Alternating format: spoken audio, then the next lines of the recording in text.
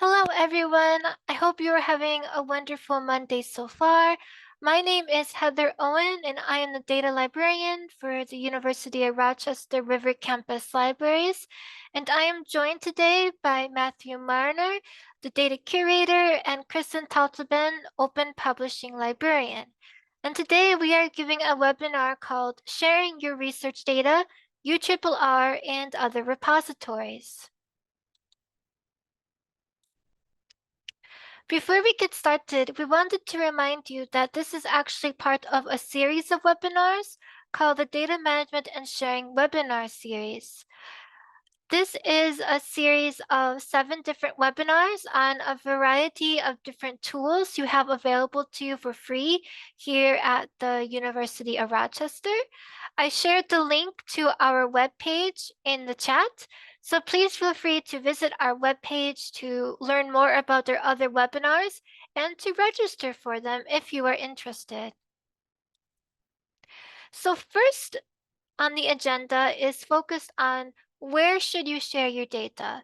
So you need to share your data either because you want to or because you are required to, but you're not sure where to share it. But before you decide where to share your data, you may be wondering, well, why do I need to share it? Well, sharing your data often increases how often your publications are cited. It has been proven that journal articles that are linked to data often will have a higher citation count. Sharing your data also increases the reproducibility of your research. And as I've discussed before, some funders and journals require it, which will probably increase in the future due to the Nelson Memo. Sharing your data supports open science, open research, and open scholarship.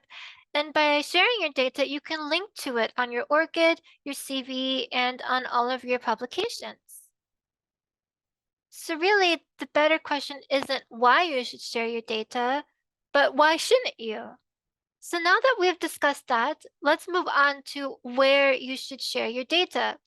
At the University of Rochester, we have 3 recommendations, and these 3 recommendations are ordered in according of preference. So first we recommend 1, then 2, and then 3.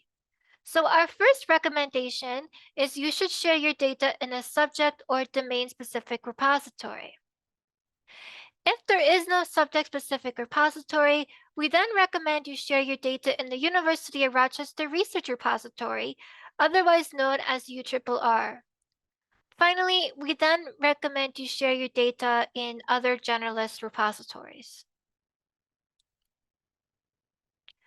So you may be wondering to yourself, what is a subject-specific repository?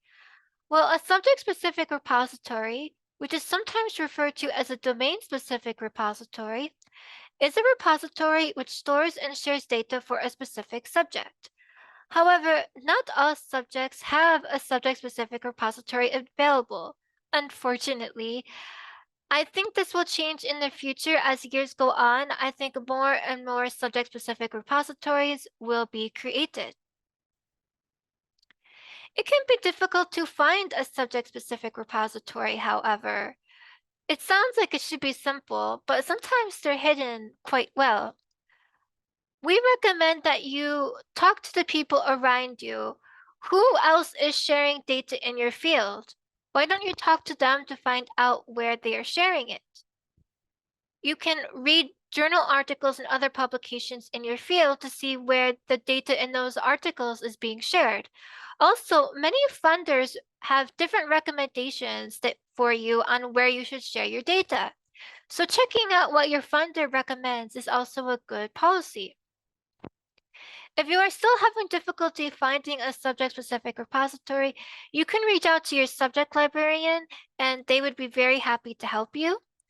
We also have a resource guide that's a work in progress, so we're continuously adding to it, which has different subject-specific repositories mentioned. So going there can also be useful as well. Finally, there is the RE3 data, which is a global registry of research data repositories.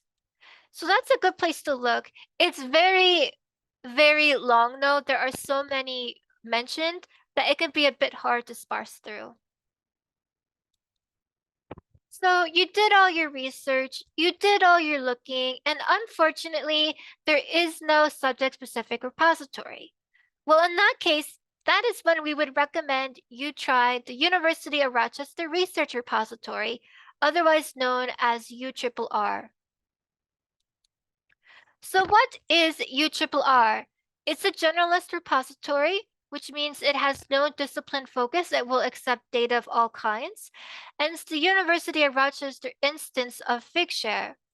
All University of Rochester community members, so this includes students, staff, faculty, and researchers, can deposit data into URRR for free. And once in URRR, anyone in the world can look at it. It's publicly available.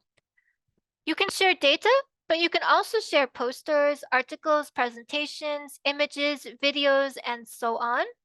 And you can deposit up to 10 gigabytes of data for free. If you want to deposit more than 10 gigabytes, we may still be able to help you, so please contact us if you want more.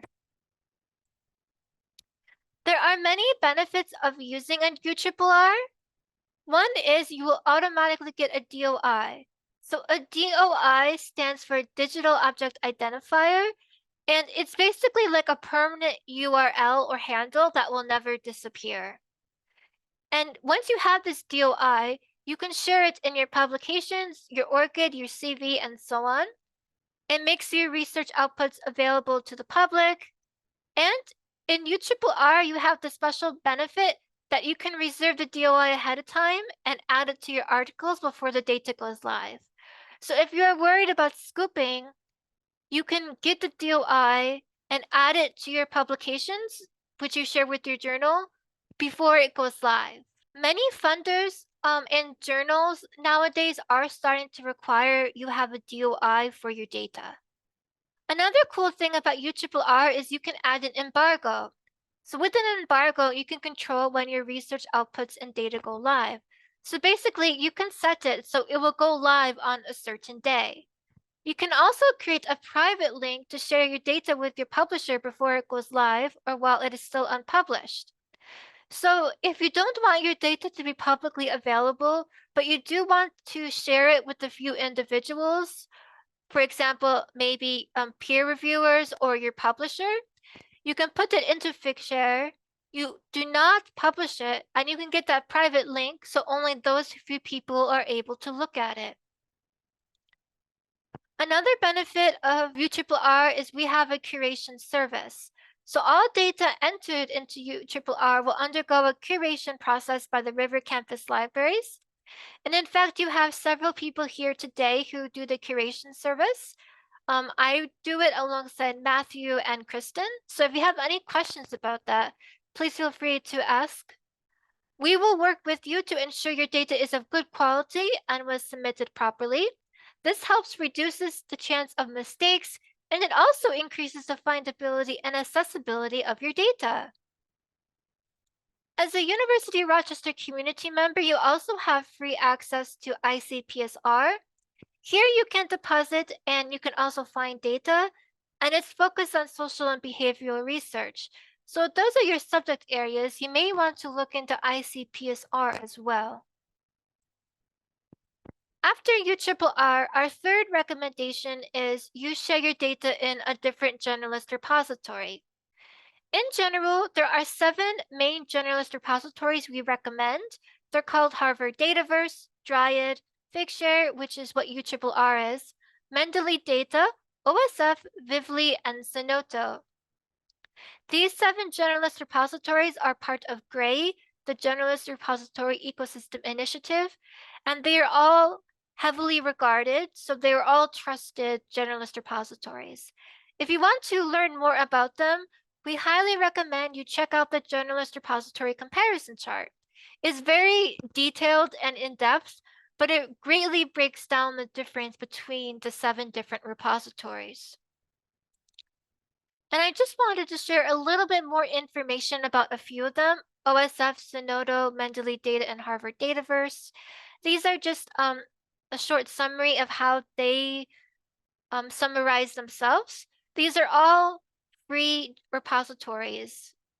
So now we have finished discussing where you should share your data. We want to quickly talk about things you should do to your data before you share it. And then at the end, we will look at URRR specifically. So when you are going to share your data, you want to prepare it ahead of time. And you want your data to be fair. FAIR stands for findable, accessible, interoperable, and reusable. So you want your data to be as fair as possible before you share it. So things you should consider before you share your data is, first of all, can you even share your data? Some data cannot be shared for legal reasons or because the data is too large of size. You want to see if your data is clean and analysis ready. Do you have the proper documentation for your data? Do you have a README? Which license will you share your data under? And when you deposit your data, make sure you get that DOI. So first of all, can you even share your data? Well, there are many reasons why your data cannot be shared. Some reasons include, but are not limited to, protecting humans' right to privacy, protecting the location of endangered animals and plants, legal restrictions such as federal, state, local, or tribal law, the data is too large to be shared, or the data cannot be reasonably shared. If your data has human participants, then you may want to de-identify your data. So de-identification requires you to remove any personal information from a dataset. However, one thing to keep in mind is that sometimes de-identifying your data is not enough. Now, why isn't it enough? Well, for example, imagine your dataset is about human participants in Monroe County who have a very rare illness. Well, maybe there aren't many people in Monroe County with this illness. So because there's so few people, it may be possible to guess who is who, even if all personal information is removed. In that case, de-identifying your data is not enough, and you may only be able to share aggregated or summarized data. The University of Rochester actually has a data de-identification service. You can talk with them to see if your data can be safely de-identified, and if so, they are able to help you de-identify your data. So please feel free to reach out to them for assistance.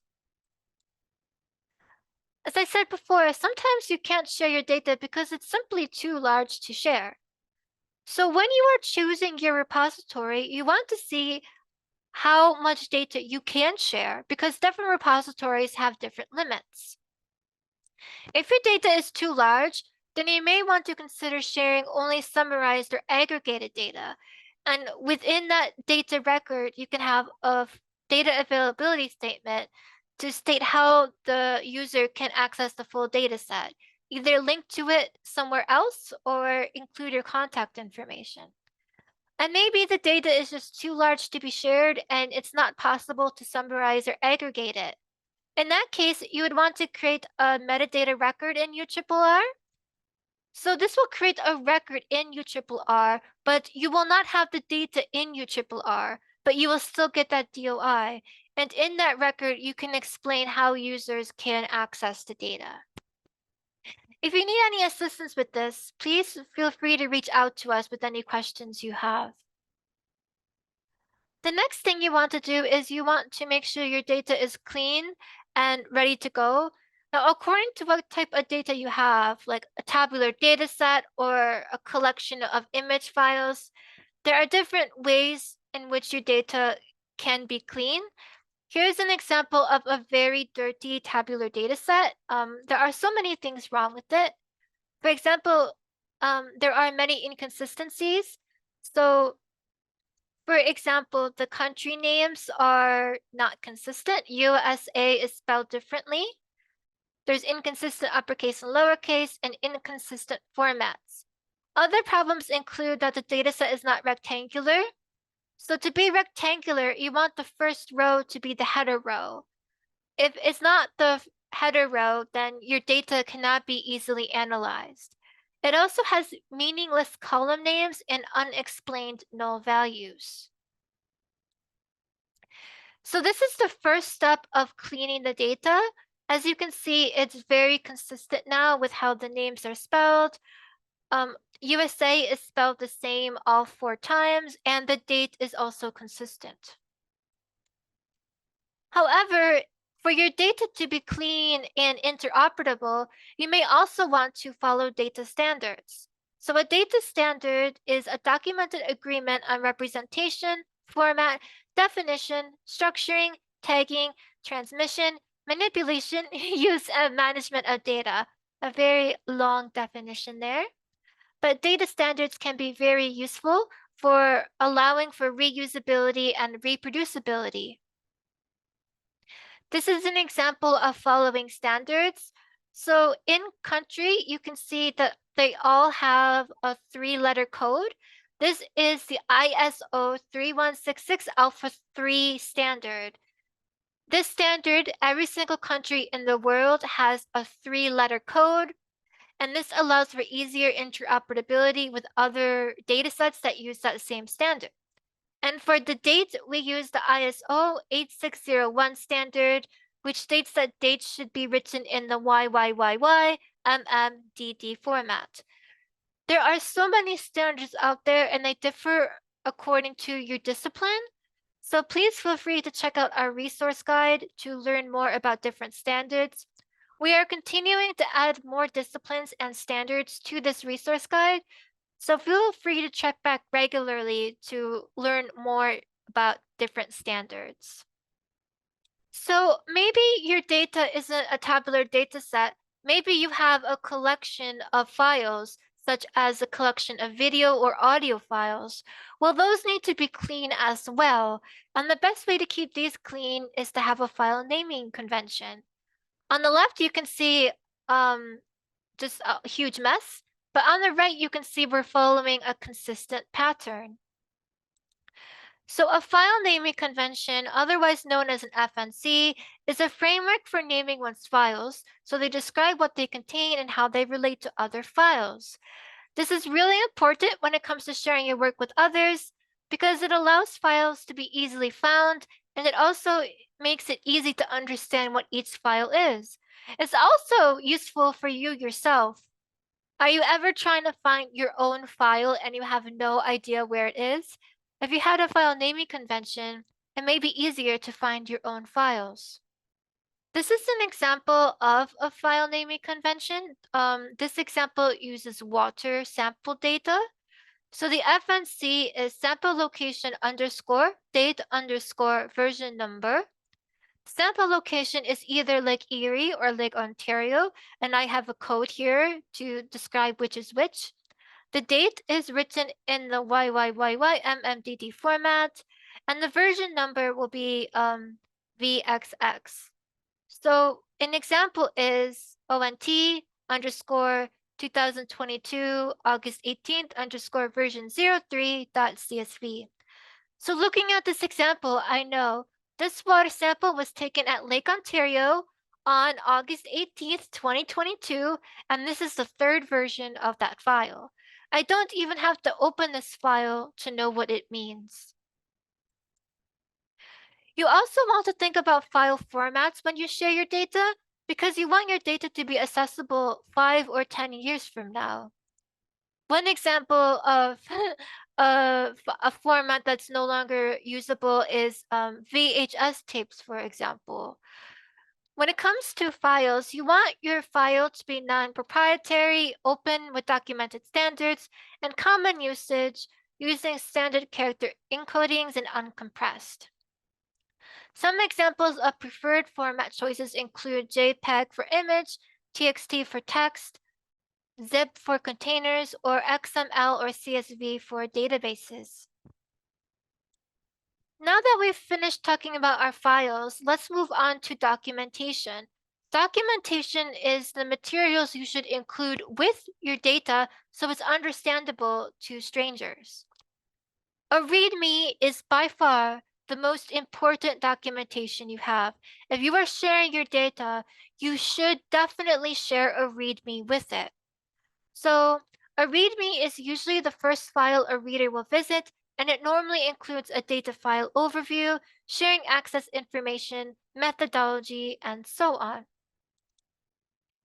Another type of documentation is a codebook, which is also referred to as a data dictionary.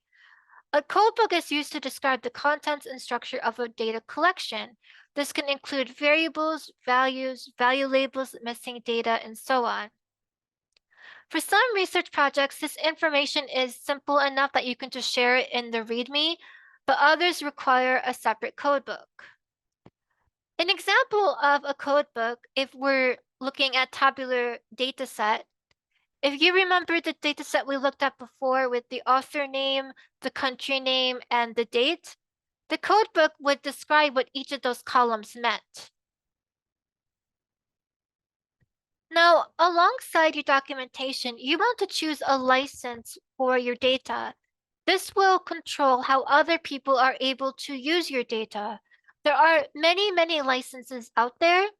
Some repositories allow you to choose a license, others do not. And if you use that repository, your data will be shared under whatever license the repository uses.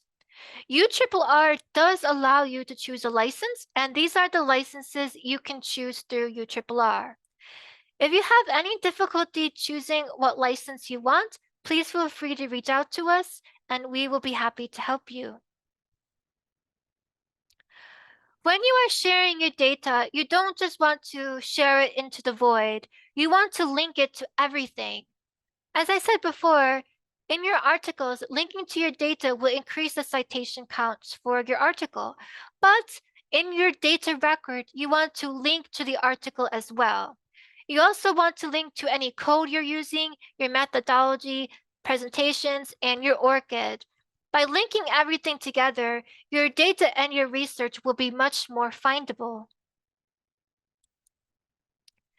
And maybe you are wondering to yourself, I don't know what an ORCID is. Well, an ORCID is a unique persistent digital identifier that allows you to distinguish yourself from every other researcher. There's a very high chance that someone out there has the exact same name as you, or maybe a very similar name. By having an ORCID, you will not be confused with this other researcher, and this profile in ORCID will have a list of all of your research outputs. It's really easy to obtain an ORCID. You just want to go to the ORCID registration page, add all of your publications, and then once you have your ORCID, every single time you do another publication, you want to link to your ORCID. In URRR, you can actually directly link your ORCID to URRR, so anything added to URRR will automatically be added to your ORCID. Now, before we move on to our super awesome demo of URRR, I just wanted to share a few more tools you have free access to as University of Rochester community members. These can help you keep your data clean and organized. So first we have Lab Archives, which is an electronic laboratory notebook. You have free access to it as a UR community member, and you can use it during the research process to keep your folders, files, data, and code organized. Therefore, where you share your data at the end, it will be much cleaner and ready to be shared. You can also collaborate with others and invite people to your journal, and it has very good version control. Optionally, you can share your notebook publicly or with guests. If you're interested in Lab Archives, we are doing 2 Lab Archives webinars in the month of May. We linked to them in the chat, but I'll share the link again later to help you register for these webinars if you're interested in them. You also have free access to OSF, which is an open project management tool that allows you to collaborate with others on your research. You can also use this to store and share files, data, code, and other materials, and every file will get a unique persistent DOI. You can share all your research outputs. This includes you can share your pre-registrations and registrations in OSF registry and share papers in OSF preprints. We are going to have an OSF webinar in June, so please feel free to register for that as well if you are interested. The final tool I wanted to mention to you is Protocols.io, which you also have free access to. This is a secure platform where you can share methodology and protocols, and it has version control built into the platform. If you want to share your methodology privately with your other researchers, you can. It's HIPAA compliant and very safe, so you can definitely share things privately. However, you can also share your protocols publicly and link to it in your publications and your README. If you remember, I said in your README, you should include your methodology. Well, instead of typing your methodology out again, you can always just link to your protocols methodology. So that is the end of things to consider before sharing your data. We are going to move on to the URRR web demo now, but I'm going to pause for a few seconds to see if there are any questions before we move on to the demo. Hi, this is Jean. I have a quick question. Okay. How long are the files preserved in Figshare? That's a very good question. So it depends on, there are a policy for the different kinds of files. So when it comes to data, we have a retention policy of 5 years automatically. So your data will automatically be in URRR for 5 years. At the 5-year mark, we will email you to see if you still want it up. If you say yes, then it will stay up. You don't need to do anything else. If you say no, we will take it down. And the reason why we do this is so you can have more gigabytes available to share more things. So you can keep your data up indefinitely. If what you are sharing is not data, so for example, it's an article, a poster, a video, it will just stay up indefinitely without you having to do anything. Does that help answer your question? Sure. So when you say data, so that it really does mean data, it's regardless of the file size, because some things you'll keep indefinitely. Yes, when it comes to data, it doesn't matter what the file size is. Okay. But it can be kept indefinitely. We will just contact you at the 5-year mark to see if you still want it up. And how does that handle, you know, a researcher, you put it in your publication, you're going to have that link to that DOI on Figshare, which is fabulous, but you leave the institution, or you're a graduate student, you leave the institution. How do you handle contacting people who've left the institution? That's a very good question. So if you leave the institution, everything will still say up in URRR, so you do not need to worry about it being taken down because you leave the institution. When it comes to the 5-year mark, we will put in a reasonable amount of effort to find you again. And if we're not able to find you, then the data may be taken down. What we recommend, therefore, is if you have multiple authors on your data and all of them leave leave the University of Rochester, we recommend that you reach out to the data team and let us know you're leaving and share your future contact information with us. And we will be happy to contact you at your other new location. Great. Okay. And just a thought, is that part of your documentation to folks? You know, no, I know this is all new and probably you haven't come up across that yet, but just as a good reminder. Yes, we will keep in our own documentation who the principal contact person is. Right. And making sure people update it, that the burden is on the researcher to do that, of Yes, course. yeah, we have no way of knowing if you leave. Of course. Of course. So yes, we just recommend you contact us and we will put that into our own documentation, your new contact information. Great. Thank you. You're welcome. I'm just gonna pause for a few more seconds to see if there are any other questions, and if not, we will move on to the demo. Okay, I don't think there are any other questions, so now it's demo time.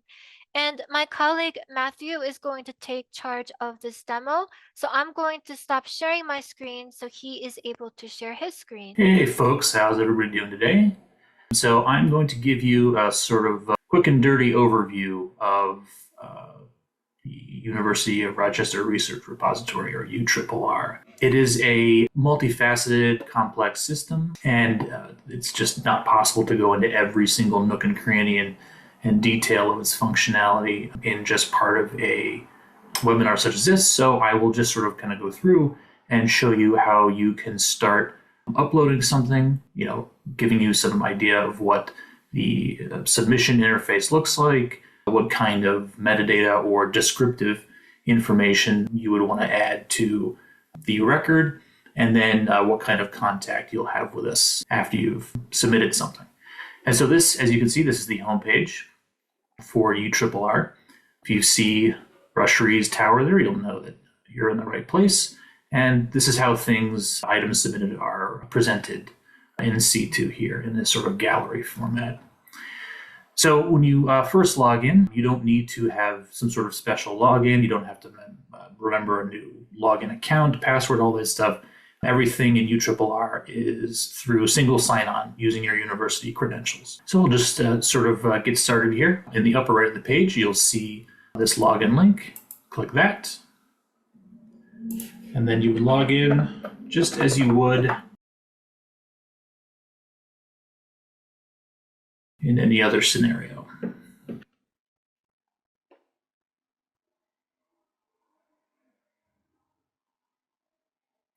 And then you'll be brought to this sort of landing back page.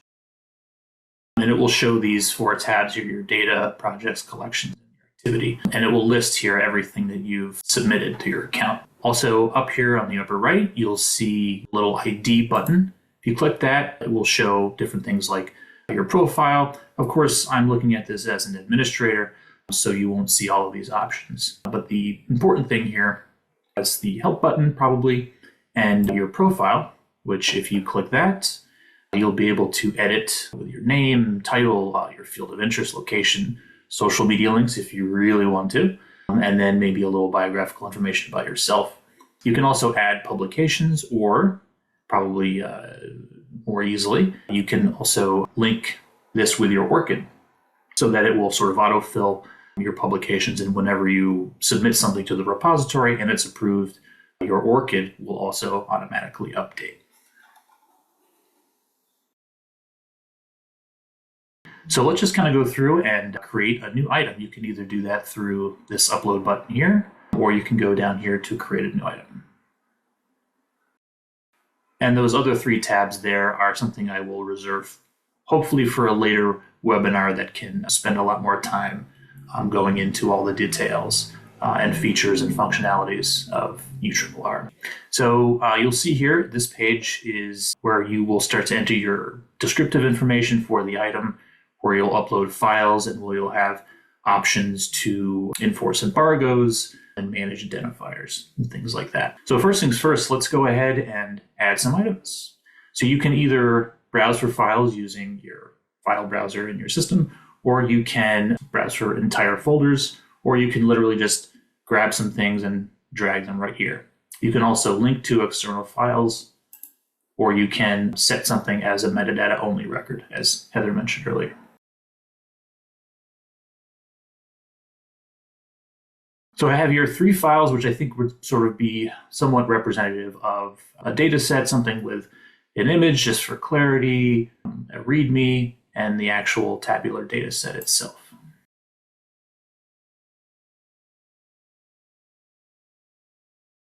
These will upload, could take a little time depending on how large they are, of course. Once here, you can manage the files. If you feel like you've uploaded something in error, you can click Manage Files here. Another window will open up and you will see a list of everything you've submitted. You can either come here individually and delete these things, get them back out of there, or you can delete everything in total. Also, anything uploaded here, as you see this option to restore deleted files, will be saved for 30 days even after you delete files. So if you deleted something here and then also deleted it on your local hard drive or computer, and you need to restore something that you deleted, you can always come back here, see what files you've uploaded, and restore them. And those will be available for 30 days after you delete them. All right, so getting down to the descriptive information, you'll see this here. This is very important. And you see these, I'm sure, plenty of times that you've submitted something to a repository or just filled out a form online in general. you'll see this little asterisk here, which indicates that these fields are mandatory and you must add something in order for them to be submitted. And every group here, every item facet or every item field has this little information button here, which will give you sort of an idea, a little bit of descriptive information and instructions on how to work with that field. So let's just quick add a title. Then after that, you'll see group, and group is pretty important. This helps us put people into either their official department or college areas, or allows us to sort of filter out people who are submitting things that are strictly data or data sets from other things like general research articles, white papers, things like that. So if you click right here, you'll see this little box pop up, and then you'll see automatically defaults to University of Rochester, of course. You can select this, which will open up these other facets, data sets and non-data resources. If you keep clicking the caret, you'll start to see it. Make sure you scroll down here, the different schools within U of R. And if you find one that you feel represents you, you can either click it and apply changes, or you can continue drilling down further to your specific department. Also, if you just want to take a little shortcut here, you can type in what your unit or department is, and then we'll give you choices here based on what you typed in. So let's just stick with biology data. And whether it's data or non-data really just refers to the group of people that will be curating it, and also helps us separate things out for clarity and collection purposes. Just hit apply changes. And then you'll want to add an item type, which of course, if you click this here, it will give you the sort of rundown on the default item types that Figshare leverages. Make sure you scroll to, because there are several. A lot of these are somewhat self-explanatory, but if you have any questions, certainly click this little button here. If you need more questions, absolutely, please do contact us and we can help you figure out what category your item falls under. In this case, we'll just hit dataset and then hit apply changes. Author will automatically default to you, the person who logged in, but you can also add authors by their full name, by their email, or their ORCID ID. If it's someone that's working at U of R and has logged in before, typing their name in will automatically fill in that person. But if it's just someone that you work with that has no affiliation with U of R and you don't have their ORCID or something, you can just put in any name you want, and it will say no results found. And you can either hit enter or add author details. And this will give you a chance to add their email address, their ORCID ID if you want, and then click add author. Then we have categories, which is a way to sort of further make your item more discoverable by separating it out into its sort of academic or scholarly area. These, just like the fields before it, allow you to drill down into more and more specific and esoteric areas. You can also just start searching, and it will give you choices. So we'll select one. You can, of course, select multiple categories as the case may be.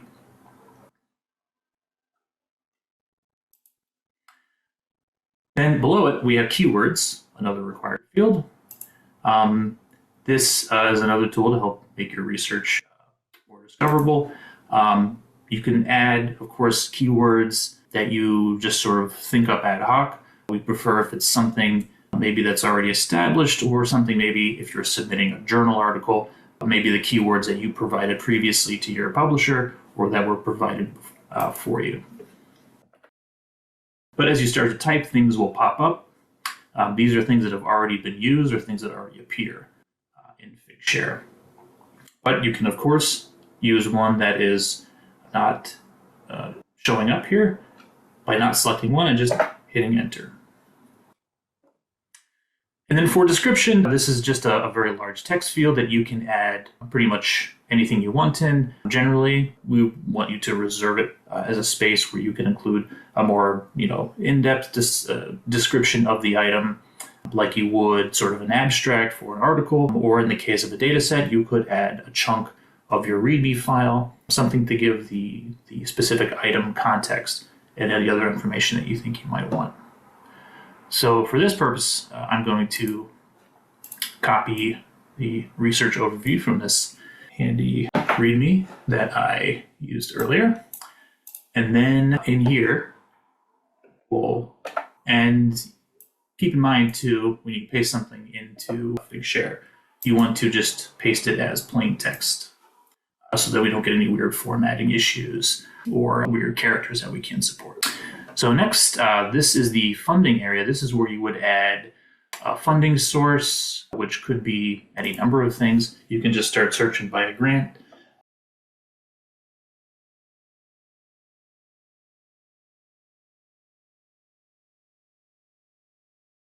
You can add as many as you need to, depending on whether you have more funding sources or not. And then this will show up and at least have some sort of indicator to the people that use this record that this research that you worked on was funded by X, Y, and Z. You can also add your own.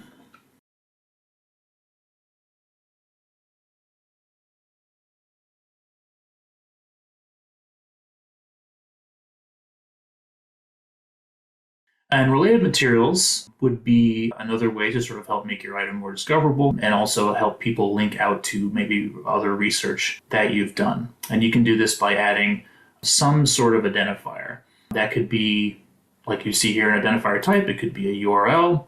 It could be DOI, most commonly. Handles, international standard book numbers, if you happen to have one. Pearls, all kinds of things.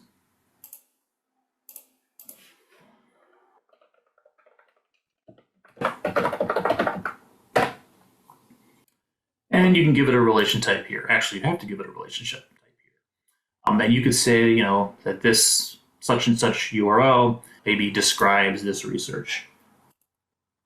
And you can show that in that record.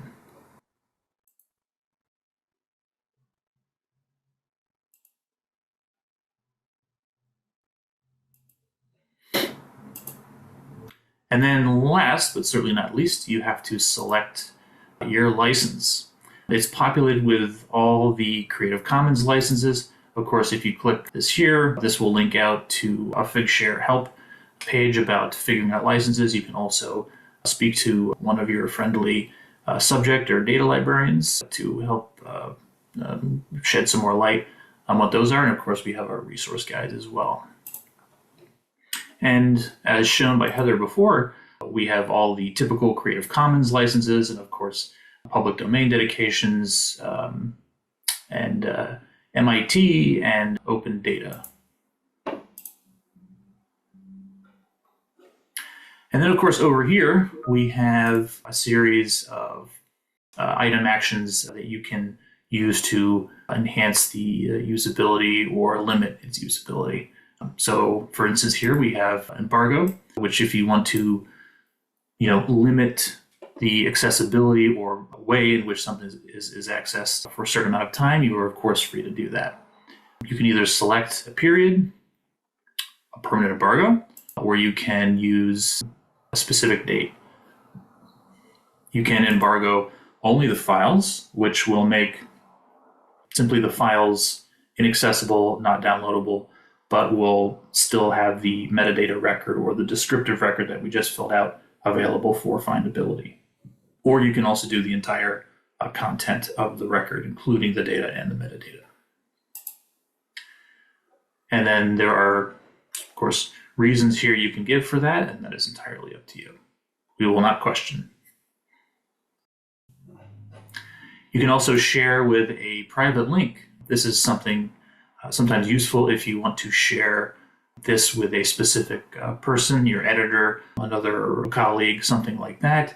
You would not want to put this in your paper, of course, as it would eventually deprecate at a time of your choosing.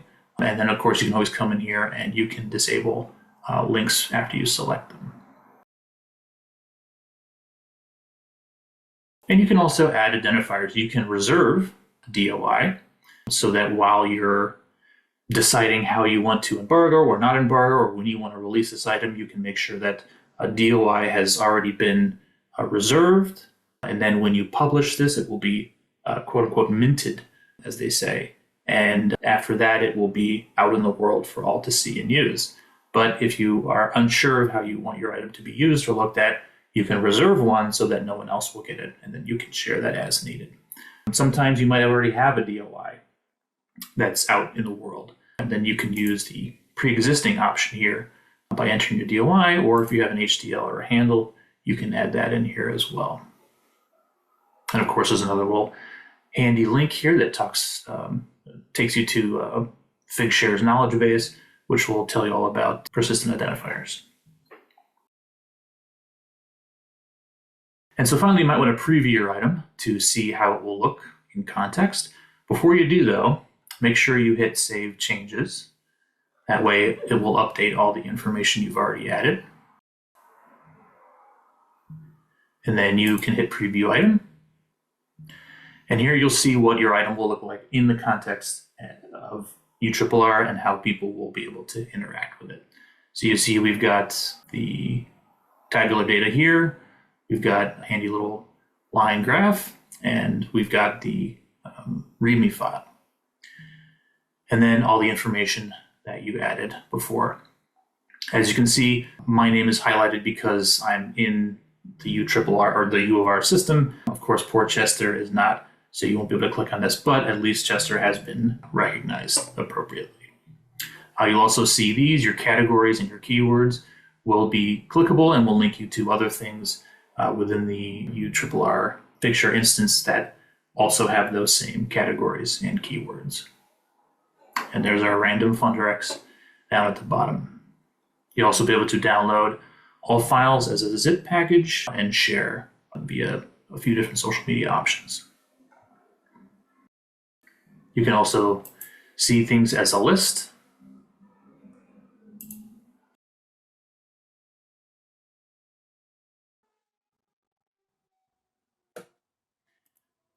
And we'll also give you the option here, if it is renderable, to view it within context. So you'll be able to see images for the most part and certain types of tabular data will render right here on the page. But in most cases, you'll probably want to download them and interact and manipulate with them locally. And so then when you're all done, if you decided, well, this is a big mistake, I don't want to do this, you can click Delete Item and it will all go away. Or you can submit for review. By clicking that, it will list people that will potentially be reviewing your data set or your item. And it will also give you a reminder that this is the license that you chose. And then it will also show a link here to the terms of uploading and sharing your research through URRR. Then you click Submit for review, and it will notify one of us. And then through this same mechanism, you will be able to interact directly with that person, with your reviewer, your curation expert on how to either alter, change, fix, whatever may be the case, your item, so that it can be then published. And once it is published, you'll of course be notified and the DOI will be minted and out there.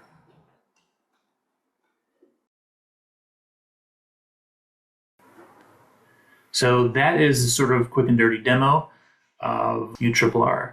And I specifically am one of the reviewers that focuses on data sets and will help you with data curation. And our colleague Kristen is more focused on non-data resources, which are, of course, things like journal contributions, articles, poster presentations, all kinds of creative and scholarly research. So are there any questions before we move on?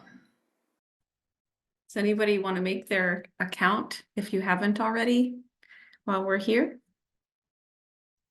If there are no questions, I can show the very last few slides of the presentation. So we finished demo time and we had a lot of fun. So I just wanted to remind you all that we are data services team and we are available to help you anytime you want assistance.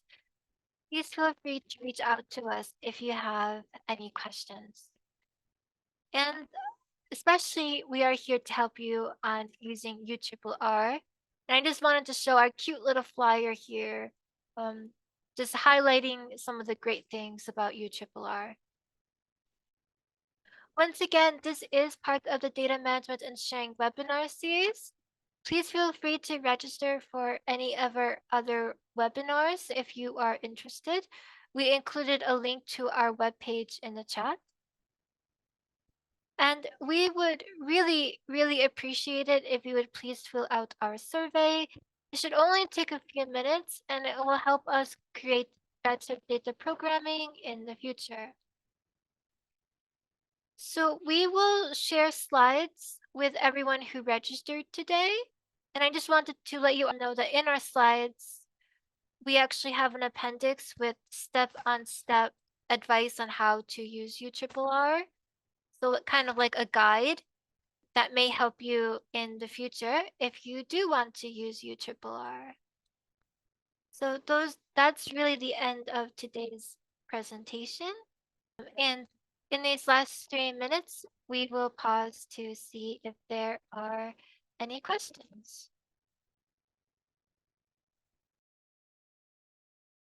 That's a very good question, Takashi. 100 gigabytes? At the moment, as we said, we are just blindly accepting 10 gigabytes. And if you're within 20 gigabytes, we're pretty much guaranteed to be able to accept it. When it goes beyond that, that's really when I have to bring it up to my supervisor and to discuss it. The problem really is being able to afford it for all researchers on campus. But maybe in the future, we will be able to increase the size. If we have enough people, I think reaching out to us that need a lot more storage, that's when we can bring it up to leadership to see if there are any possibilities of getting more storage space. Yep, no problem. And if you do want to share more than 10 gigabytes, once again, please feel free to reach out to us. And there's a good chance we may be able to accept your proposal. Okay, it's 2 o'clock now, so I think I'm going to end today's webinar. Thank you very much, everyone, for coming, and I hope you all have a wonderful day.